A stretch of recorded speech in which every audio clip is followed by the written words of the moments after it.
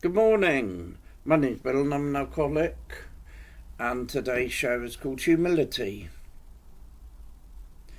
Alcoholism is not really how most people see it in this world.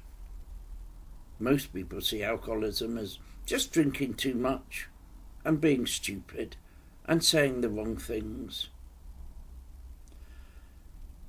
But my drinking was an ongoing series of days and weeks and years, yes, of drinking far too much, but whilst I still tried to live a perfectly normal life that I saw other people living. Alcoholism is about learning to live in this world, whilst drinking the reality of that life away. It's about trying really hard to fit in and be a member of your community, of your family, being friends with your neighbours and getting on with people at work or at school, whilst actually alienating pretty well everyone we've ever met. Where my alcoholism eventually stripped away any dreams I may have once had, and my alcoholism took away my ability to pass any exams, and alcoholism took away my education and my right to have a job that I saw other people having.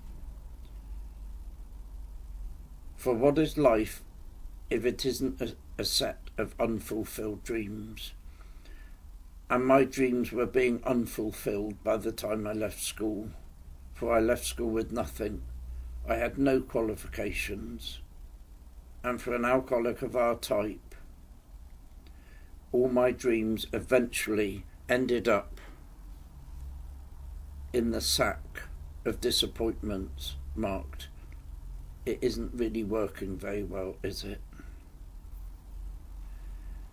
And to make inroads into a life free of alcohol, there is only one prerequisite, and that prerequisite is all in the one word: humility. For contained within this one word is ultimately where my drink-free future lies. In our 12 steps we seek humility as being the starting point at which change starts to happen. For without change there can be no future sober, and without understanding what humility really means, there can be no long-term future in my world of recovery and discovery. Humility must have 1,000 different descriptions, all correct and all useful to those looking to change their life. Where humility is about having or showing a low estimate of your own self-importance. Where humility is being humble enough, where it involves doing something for somebody else with absolutely no thought for ourselves. To understand the true meaning of being humble is a minefield of different emotions. It's a cacophony of different descriptions, and the humility that I seek is ultimately a place where getting there will, unfortunately for this alcoholic, will never ever be enough. For true humility can never actually be achieved. True humility will never rise to my own expectations, and I'm never truly sure I can ever rise to the perfections that I would like to rise to.